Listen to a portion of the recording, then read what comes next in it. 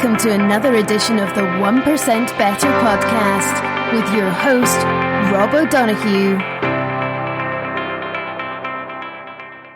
Hey folks, welcome to another episode of 1% Better, the original 1% Better. As I was telling my guest before, just we recorded, there's about 20 of them out there now, but this is obviously the first and most important one. So thanks for listening. This week's podcast is with a lady called Heather Monroe, and she is an integrative psychotherapist and founder of Monroe Wellness. And I'm really excited to talk to Heather tonight about many different topics, but one specifically, I guess, would be relational trauma as kind of a focus for you. Heather, welcome to the podcast, by the way. Hi, nice to be here. Thank you for having me. No, delighted to have you on the show. So there's lots of stuff we want to cover, and we can go in lots of different directions here. As the name is 1% Better, I really want to try and extract some insights and useful how-tos potentially for listeners that they can put into practice and make themselves that little bit better if possible. But before we get to that, I want to, get to know you a little bit better, share your story, share a bit about your background. So the floor or mic is yours. I'd love to hear a little bit about your background and how you got to where you got to. Oh, it's a question. It's a wide open one. Yeah, right. So I in a different life, I was in the fashion industry and doing PR and kind of really struggling with my own mental health and substance use issues. And so then I went and I got clean and I got treated for my mental health disorders as well. And I realized that I wanted to help people in a meaningful way. So I went and got my master's, and I've been in the field of mental health for the last almost 15 years now. Mm-hmm. And why I specialize in trauma is because I realized in my own journey, but also in helping hundreds and hundreds of people in institutions and private practice and all different settings, that trauma and pain or injury was the underpinning of almost every mental health disorder that I was treating. And especially with addiction. So, that whole question of why the addiction or why the mental health disorder is more, in my eyes, not why the mental health disorder, but why the pain. Okay. Very interesting. And can I take a little bit just a step back as well? I like talking to my guests around turning points and points at which you realized that kind of moment of clarity, or a point where you said you got to make a change here. What was the kind of lead up to that? And can you maybe talk to me a little bit about that one significant change? So I started having mental health issues, I think around probably 12. And then when I found substances, it was like the answer to all my problems. It was like, oh my gosh, all of a sudden I'm smart enough and I'm funny and I'm pretty, and all these like insecurities I had just kind of went away. Mm-hmm. And so just like I could never blame any of my clients for using drugs, I can't really blame myself either. It worked until it didn't work. And when it didn't work, it really didn't work. And so I got to a place after 11 years in active addiction and with my mental health disorders exacerbating because of the addiction. I got to a place where I saw my life. I saw the trajectory of my life. And I said to myself, I'm either going to wake up when I'm 35 years old, I'm going to have 2 kids with the boyfriend I had at the time in college. And I'm going to wake up and say, where did my life go? Because in addiction, it's like your life goes on pause emotionally, Mm-hmm. So I'm going to wake up and say, where did my life go? Or I can do this other thing that I'm terrified of, but I could at least try, because the life that I see for myself is a pretty miserable one. And that moment, or when you kind of were able to project forward, do you think you have to have a lot of almost self-awareness or just awareness about what is going on around you to make that decision to really, obviously you need courage, I suppose, but was it something you could have made on your own? Did you need support? How did you manage to kind of make those first steps? I talk about this a lot with clients, but everybody has protective factors built into themselves. And we get those from childhood, just as we get injuries from childhood. And I think that there were certain lessons that my parents instilled in me that created resiliency and created a sense of grit in my personality. And I also came from a family that was not BSing me. They were looking at the problem, pointing at me and saying, we will say no to you until you ask the right question. Mm-hmm. And so because there was not too much enabling going on, because it was the fingers were constantly being pointed back at me, which allowed me to, self-destruct in a much more isolating environment, but also to really take a hard look at me instead of pointing the fingers at everybody else, as well as the sense that I knew if I asked the right questions, I would have the support of the people that were turning their back on me in the moment. Sounded like so that they were quite aware of what you were going through and weren't, as you said, not taking the BS. And I'm interested just to say, what was the point, I suppose, that brought them into the equation that really made you change then? Because as you said, you were doing it for a number of years. Were they putting it up with it for that period of time? What was interesting, actually, looking back at it, it was actually the point where I felt like my family had given up on me. It was the point where it was kind of like they wrote me off as, well, Heather's just crazy. Heather just has real big issues with drugs and mental health. And she's just going to be like that forever. And there was something about,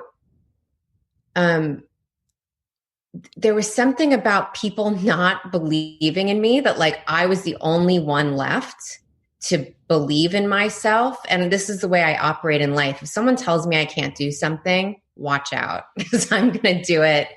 I'm going to do it with a lot of force. And so there was a strange sense of, I'll show you.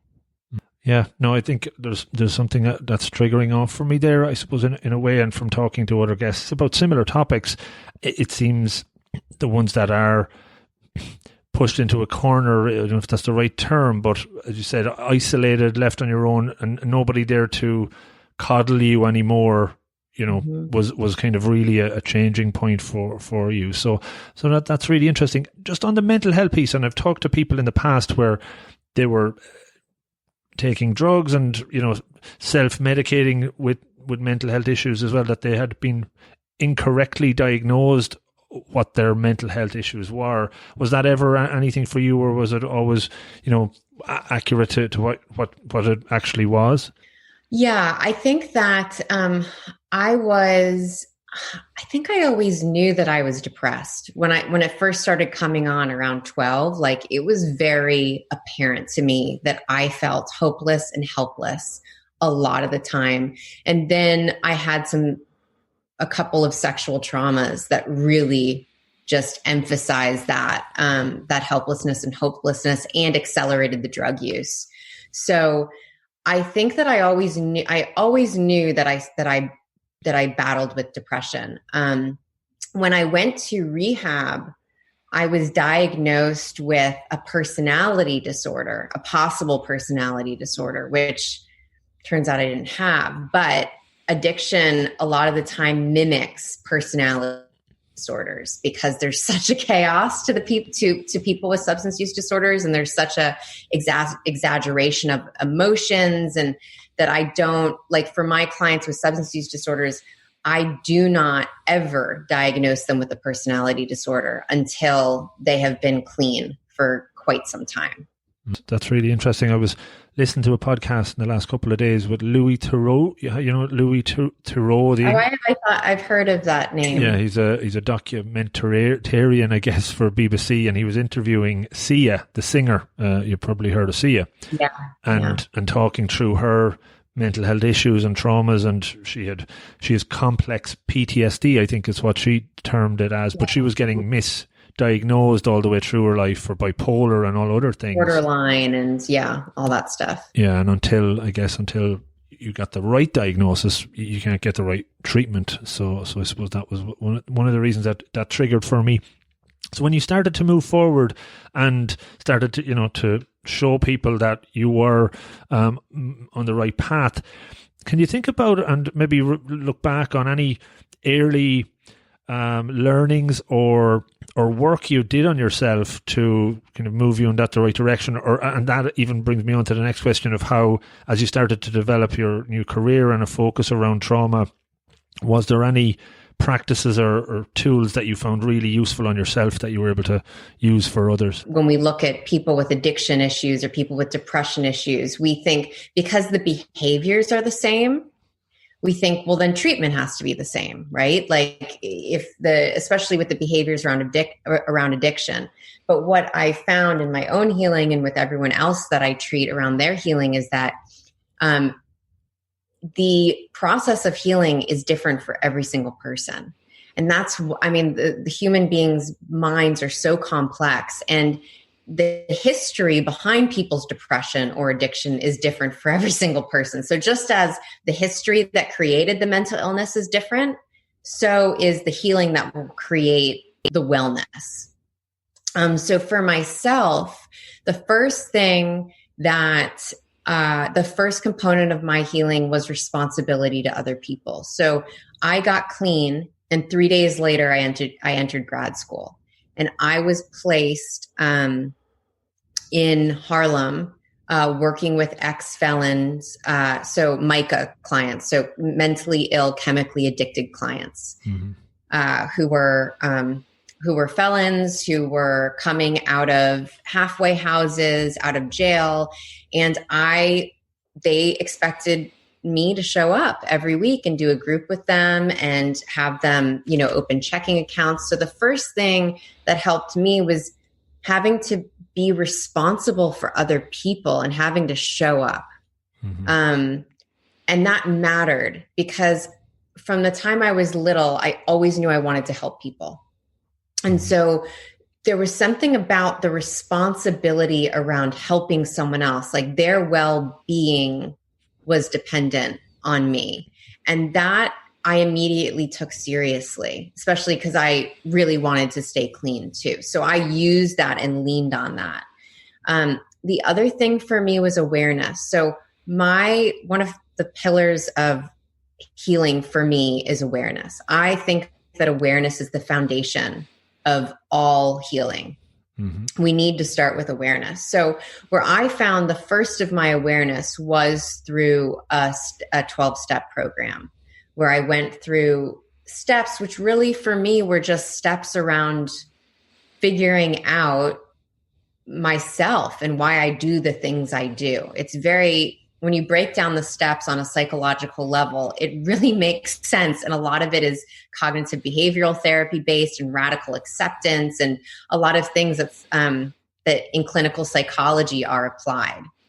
So that really helped, but that only got me so far. And I remember feeling my second year in my own recovery kind of crazy because I put down the drugs, but I was picking up every other thing I could find. So I was picking up food. I was picking up men or relationships. I was just trying to still get out of myself. And it wasn't until a really horrible relationship that I got out of, a toxic relationship, where I hit another bottom of mental health. And in that bottom where I was clean, but I was really depressed, really depressed. And when I hit that bottom, I started seeking things that were more experiential to help heal. It was really what I would have to say is meditation was the biggest game changer for me. And I now treat my depression. I haven't been on medication for 10 years. I treat my depression with daily meditation, and I have for 10 years. And all the research shows that meditation actually, it doesn't just change the brain, but it can be just as or more effective than medications with no side effects. Mm-hmm. And so I just decided to believe in the science and go for it. And it's worked for me, and it's changed my life. Mm-hmm. No, very much in line with what I'm thinking and what I'm feeling over the last number of years as well. Just to bring it back to the awareness piece and the 12 steps, I think I totally agree. Self-awareness and developing that is foundational, and once you can get that layer in, it's easier to kind of build on top of that. When you were doing that work in the first kind of stage of recovery, if you want to call it that, it was mainly about self-awareness. Was there any work you did around kind of self-control or self-management?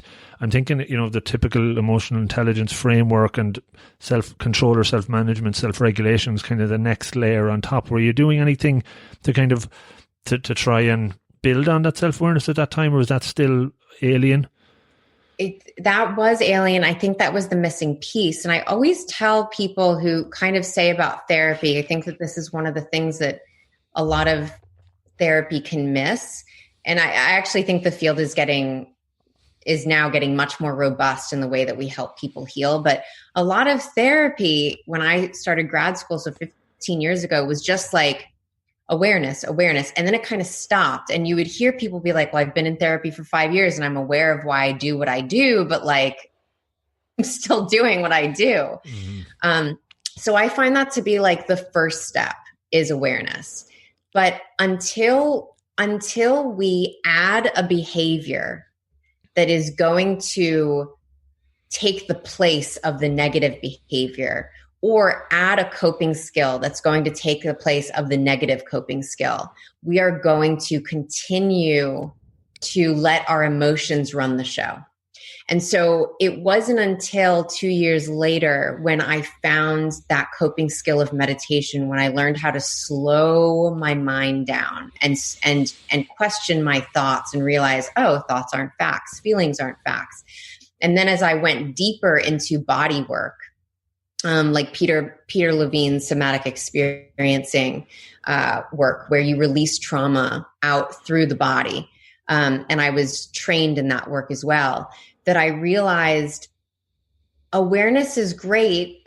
And also, if we allow our minds to be our master, even in awareness, we're going to be in trouble.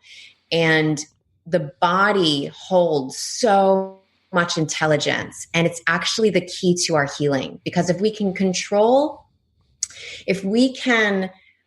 be aware enough where we realize that we're feeling anxiety in our body, or we realize we're feeling depression in our body, before our mind catches up to it to a certain extent, or use our body as cues of where our mind is going, then there are ways that we can activate the parasympathetic nervous system, that we can calm our mind and calm our bodies down and be able to actually like release trauma through it.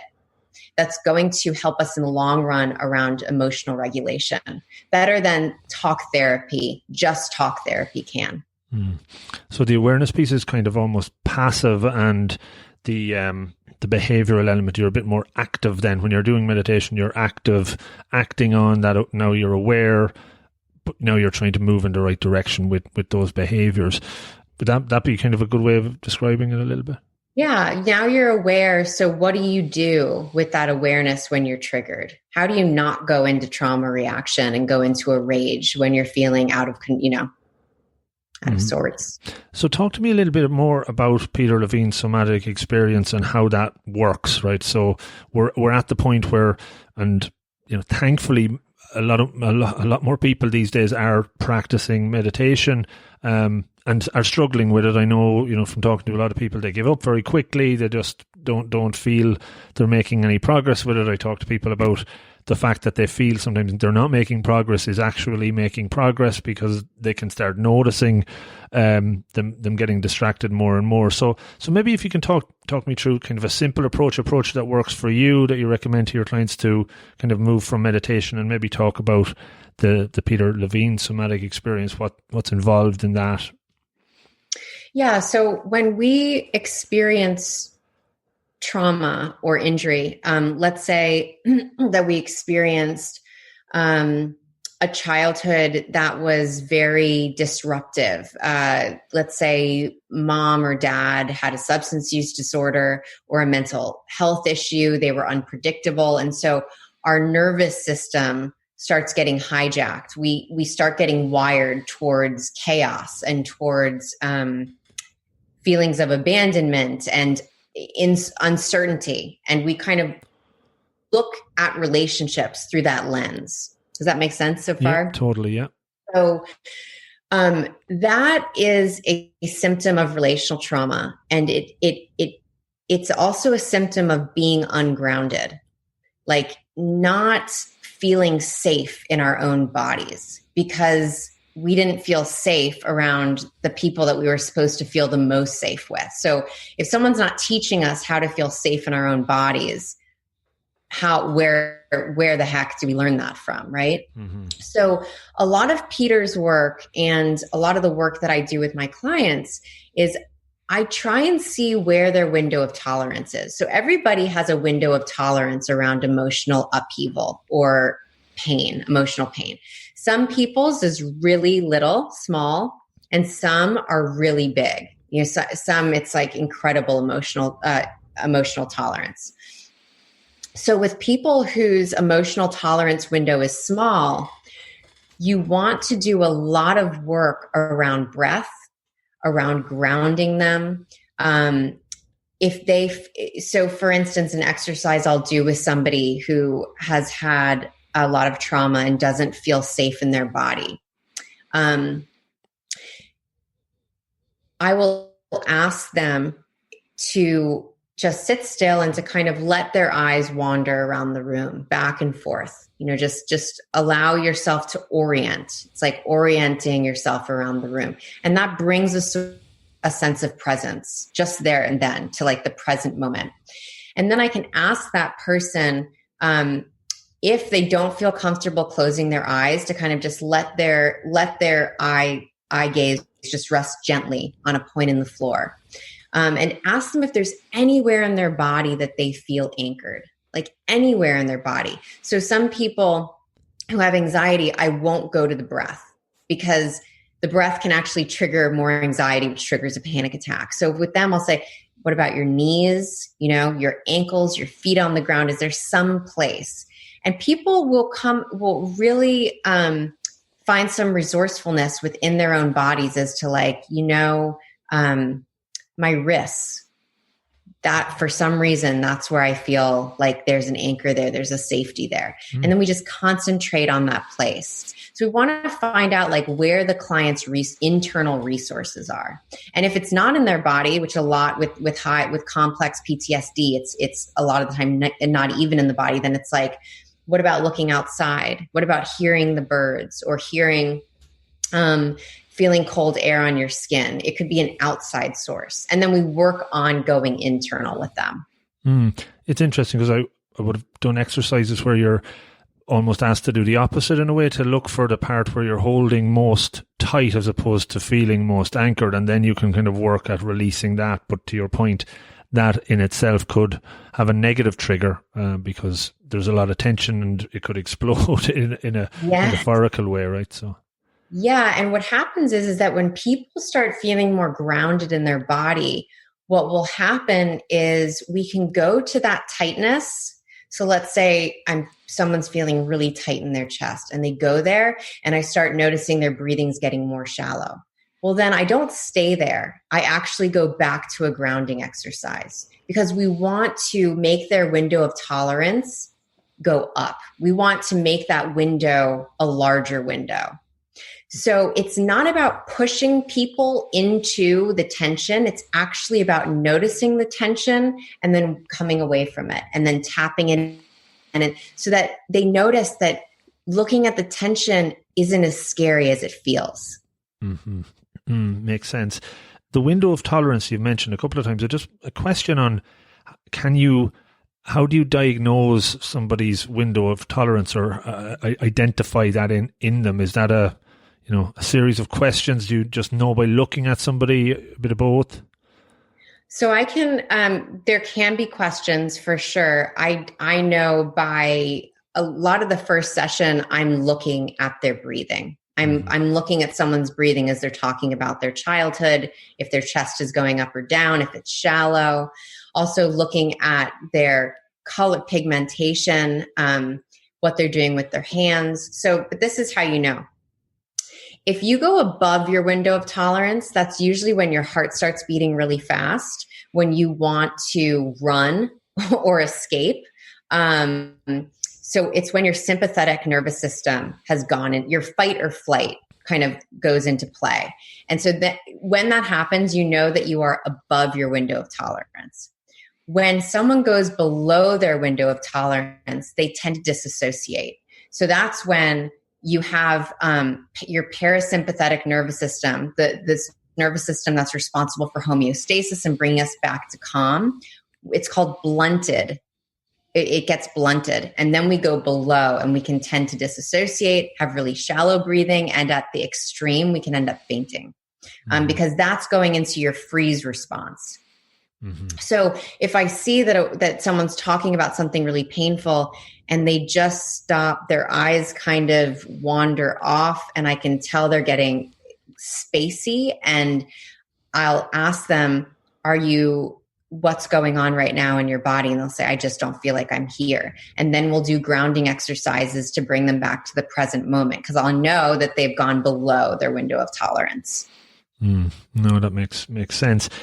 One question I was thinking through when you were talking about it, relating to that trauma, is it typically that trauma would be developed or occur when you're in a youthful stage, or is there certain ages like that you're growing up that it's more likely? You mentioned if your parents were addicts or whatever, is it between the ages of 5 and 12 that you're at your most susceptible to a lot of that? Does it diminish a little bit as you get older? Do you build up a natural tolerance to that? Or so we know that adults who, let's say, did not have a lot of injury within the childhood actually can get past an acute trauma without it changing their personality structure quite well. So let's say you had a mother and father who were very attuned to your emotions growing up. You have a secure attachment system, and then you get in a car accident when you're 21, or there's a sexual assault that happens when you're 21. If you treat that, if you can have that treated, EMDR, any sort of trauma treatment, and be able to get any post-traumatic stress disorder symptoms that you were feeling from that acute trauma, kind of be able to treat that and heal that, you're in much better shape than if you came from a really chaotic family, or there's two types of relational trauma. There's the obvious relational trauma, the covert, and then there's the overt, and then there's the less obvious, the covert relational trauma, where dad was a workaholic, mom just wasn't attuned because she felt so overwhelmed all the time. She was really young, let's say, when she had her kids, and she was dealing with her own anxiety and own mental health issues, and so couldn't really be there emotionally for her kids. So those kids might have grown up with an insecure attachment system. They're going to be a lot less resilient if they get in a car accident or there's a sexual trauma than if they came from a securely attached base. So to answer your question in short, absolutely, that attachment in early childhood, and we know that 0 to 3 are some of the most important years of developing attachment in humans, young humans. So 0 to 3, but also I would say anything leading up to, really, I think it goes up to 18, but I would say that 0 to 12, before all the hormones start kicking in, early childhood development is the most important. Pre-verbal, just verbal, through middle school. And if we have a 2-year-old, right? So he's a normal 2-year-old, I would imagine. But is there recommendations in the line of work you have with kids up to that age of 12 that you could be practicing with them, teaching them, training them? Because I believe firmly that the competencies around self-awareness, self-control should be something that is taught to kids of all ages, right? Because we come out of school with a rational brain, but not a very emotional connection to it. So what are the things that are powerful practices that, parents could potentially, do with their kids?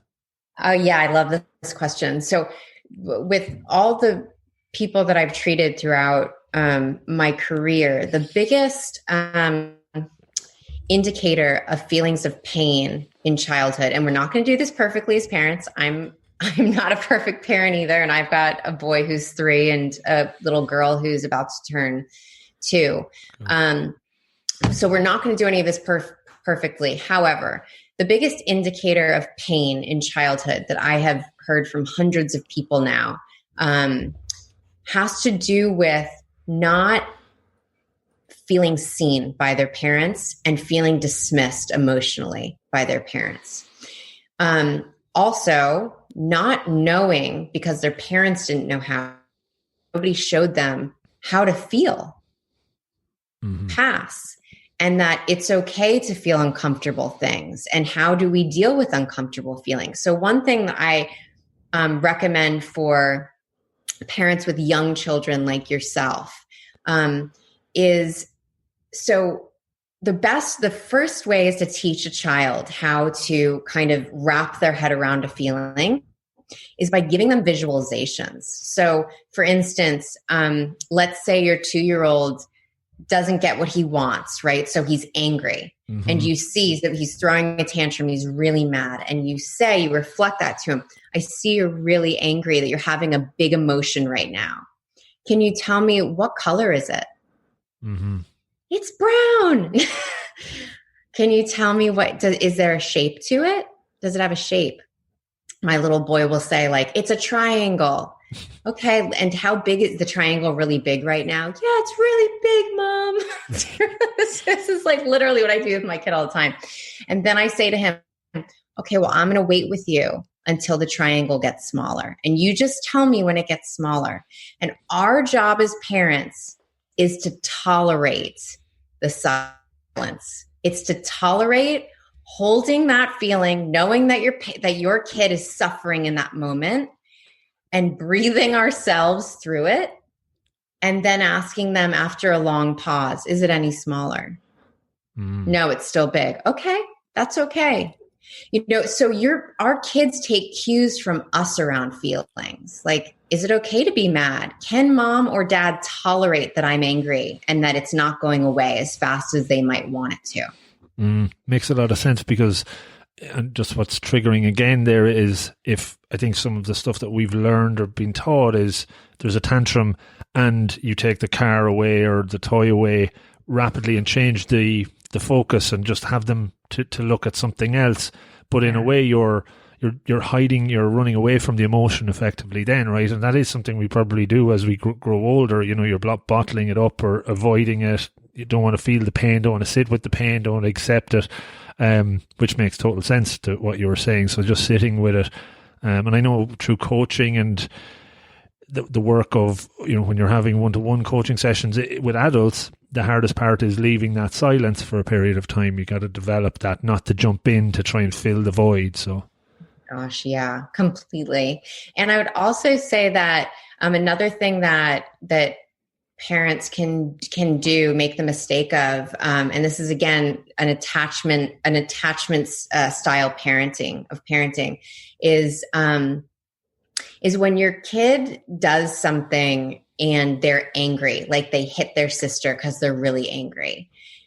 In that moment, to lecture that child, they are in their reptile brain. They're in their emotions. They're in their feelings. They're not going to hear what you say. As a matter of fact, it might just exacerbate the feeling and then make them feel shame. So now they've got anger and then they got a little bit of shame in there. So you actually wait till the feeling goes away and then you address it later. with the kid when they're able to be in their upstairs brain, the one that's a little bit more rational. It's the most developed part of our brain, in recent history. Mm-hmm. Yeah, makes lots of sense. So like when a kid falls, or you tell them not to do something and they do it and they hurt themselves, our first reaction is to be like, I told you not to do that. But that's shaming, right? The first reaction should just be dealing with the emotion. Oh, that must have hurt. That looked like it hurt. I'm so sorry, blah, blah, blah. And then talking after they've calmed down. Like, that looked scary. What happened? Mm-hmm. What do you think we should do next time? So it's just that pausing. No, great lesson for me on that one. So I've learned something useful. Definitely there. I'm sure lots of parents that listen have as well.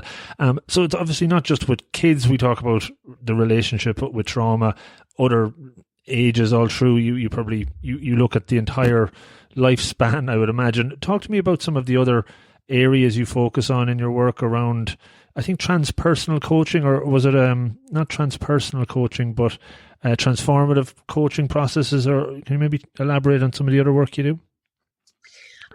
So the other, well, it's all kind of within the healing process for people, but I talk a lot about changing the brain, how there's so much research now around how what the mind rests on, the brain becomes.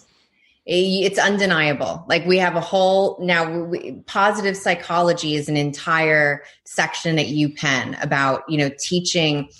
So we focus so much in psychology about all the bad feeling, sadness and da-da. And then someone came up with the idea and said, well, what about the good feelings? How do the good feelings change? If the bad feelings change the brain, can the good feelings change the brain too? Mm-hmm. And so I started doing a deep dive into the research around the neuroscience around emotions, and especially emotions like gratitude and affirmations, and how there's real science that backs this up, that having an affirmation, as woo-woo and kind of like, roll the eyes as it can sound sometimes, there's real science now that shows us that when we have a daily affirmation practice, we can actually change our thoughts and change the way our brain, our belief system, just through those affirmations. And when you think about it, we already have affirmations all the time throughout our day. They can just skew a little negative. Mm-hmm, right? Mm-hmm. So one of the big things that I teach people in courses that I do and webinars, as well as in individual therapy, is what's the most potent practices what are the most potent practices and applications of those practices to change our brain, and to stop looking at our life through the lens of a painful past. Clear that lens so that we can create our own future. Because when we create our future through the past, which most of us do, our future becomes incredibly predictable. Mm-hmm. And so helping people lead extraordinary lives through clearing out all that stuff that happened and doesn't need to continue happening anymore. Mm-hmm. Yeah, I'm going to ask you to give maybe some examples around the affirmations. I'm a big believer in gratitude. I'm Irish, as you know, and it's still kind of, practicing gratitude, and, it just doesn't sit right with an awful lot of people, maybe Irish or lots of parts of the world. It seems, to your point, a bit woo-woo or a bit fluffy. And I've always thought about, Catholics and going to mass and saying prayers and repeating prayers over and over. Like, in a way, to me, that's affirmations, right? And people get an awful lot of positive out of that because they're in mantras almost, and they are saying stuff that's changing their belief system in a way, or developing or embedding a belief system into their brain, and feel good after it. And, they may say that's God or that's Jesus making you feel good, but it's probably more likely just the neurotransmitters in your brain kind of making you feel a little bit better, right? So, and now we know a bit more about that. So what are the ones, what are the affirmations you would recommend? I'm sure they're very personal to everybody, but just ones that could be useful. And how quickly should somebody start to see something positive out of it? Because, giving up after a week of saying, I have a great life and I'm so lucky 3 times a day, people just lose patience like they sometimes do with meditation. Completely. So how I explain affirmations, meditation, gratitude practices, if a pill, an antidepressant, takes 6 to 8 weeks to kick in, then we need to allot the same amount of time for our brains for these practices to kick in as well. So I say 8 weeks. And all the research around gratitude shows that it can actually work much faster than that. But lasting effects are for months after a 6-week gratitude practice. The other thing about gratitude practice, or any positive practice that you're going to have, to amplify the effects and to really feel the effects. I had a gratitude practice for almost a year, and I just had this gratitude journal, and I would write down 3 things I was grateful for. And it took me 2.5 seconds, and it didn't really make a difference. Like, it just didn't make that big of a difference. And what I realized in my own personal, so something happened to me in the beginning of COVID where I needed to tweak my meditation practice. It wasn't working anymore because I was dealing with anxiety all of a sudden with the pandemic. Mm-hmm.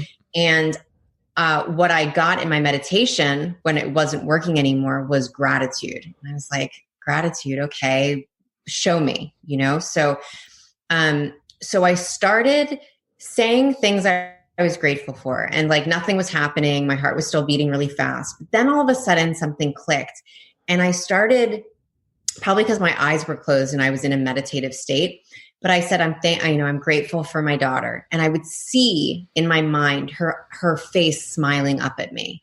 And then I'm grateful for my son. And I would see myself playing with him outside.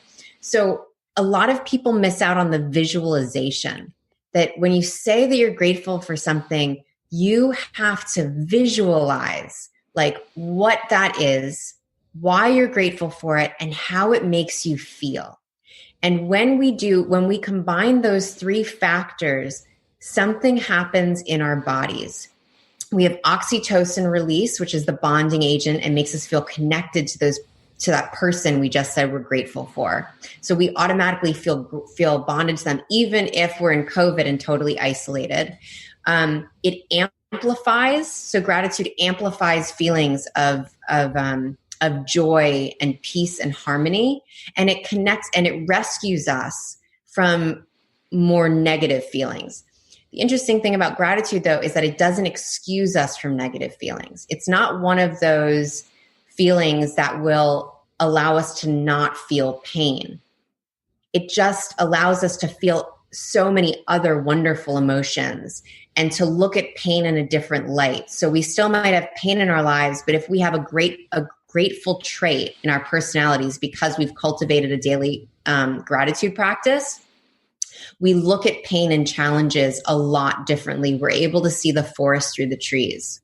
No, definitely. It seems like, and I wrote down here why, what, and how as kind of things that we should be doing. And I think you've nailed it there with gratitude. Why you're grateful, what you're grateful for, and how, I suppose, how you're expressing it or how you're feeling it.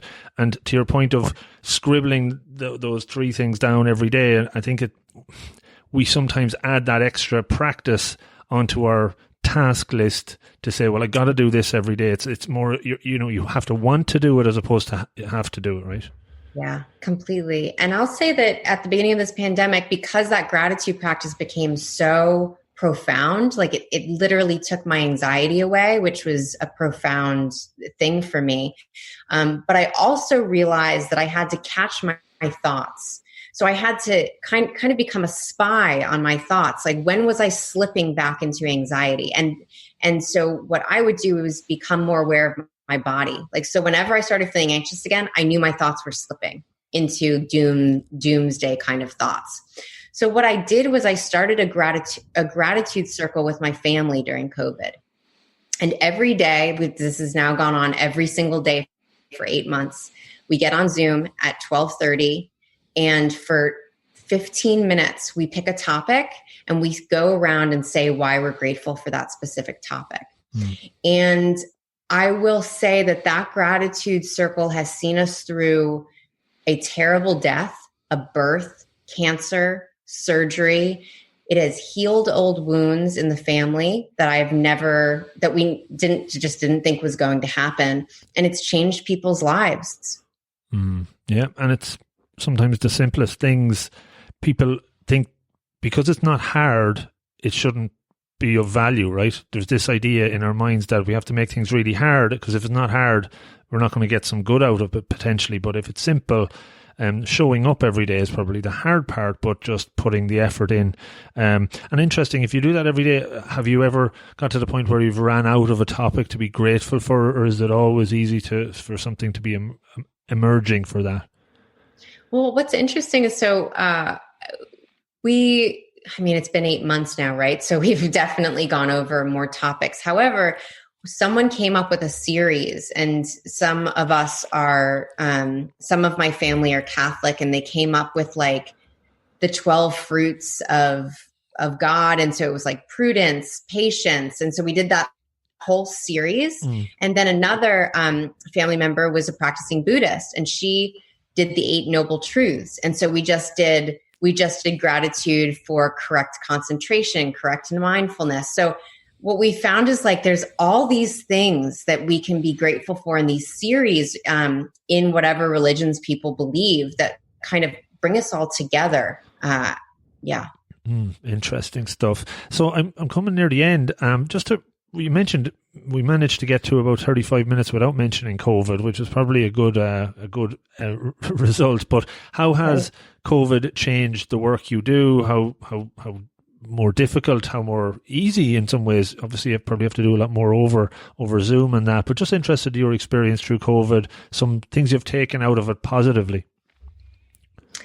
Well, I'm a pretty fierce introvert, so COVID for me has been a breeze. Me too. I'm thriving. Yeah. As far as I don't know what everybody's given out about. Like, I think this is kind of like a holiday for us. So totally, this is amazing. I don't have to hang out with anyone. Yeah. So on that sense, I haven't been hit hard with COVID as much as extroverts have. Yeah. But it has. Well, I'd have to say that I really started to do more applications around neuroscience, changing brain pathways and things like that with my clients. So a lot more mindfulness in the times of COVID, because people don't feel grounded and people don't feel like the internal resources are really challenging, because we are a culture in America of external. It's all about the external. So then what do we do when the external is crumbled all around us? Paradigms and structures and all those kind of things. So the journey with clients has been more intense for them around mindfulness work. Mm-hmm. And maybe just one last one. And in my work, I write a lot about relationships between employees, right? Teamwork, team bonding, and how challenging that has been over the last number of months for COVID. While it's been COVID, but is there anything you give advice to your clients on that maybe they bring into their work life as well, that makes their connections better or their relationships better as a result? Yes. So I think that a lot of us play out our relational issues within the workspace anyways. It's not like we leave our emotional baggage at the door of work. So people have found that the more they become practiced in a mindfulness practice, whether it's gratitude or meditation or mantra work or something that just grounds them, the easier those relationships have become. Like less things bother them. Whereas before that, everything bothered them, because everyone's kind of in trauma reaction right now, high stress. So it's all about divisiveness and the other versus us and things like that. Yeah, no, definitely sounds like a good good example. I can relate to it for sure as well. Heather, that was fascinating. 50 minutes. We flew through a lot of good stuff there. Thanks so much for sharing. It's great to know that I have another introvert on the other side of the camera here. We could talk about this stuff forever. We don't want to talk about the usual stuff, that the chit chat that extroverts are good at. You know, we leave that to the end sort of stuff. We'll talk about that off air. But how can folks find out more about you, Heather? Obviously, when I put this out, I'll put links out. You mentioned you do webinars as well, so maybe share some of that stuff. Yeah, I give at least one free webinar a month, and you can just sign up for my newsletter at www.monroe, MONROE, wellness.com. And you can also follow me on Instagram through Monroe Wellness. But you're on my website, you'll find everything you need to know about me and what I'm doing, upcoming courses, upcoming webinars. And I also have a lot of writings that I put up and send out. Very good. Sounds great. I'll send those links on with the notes with the show. It was great chatting with you. Definitely stay in touch. We could probably talk another time on other topics. And I look forward to sharing this with those that listen.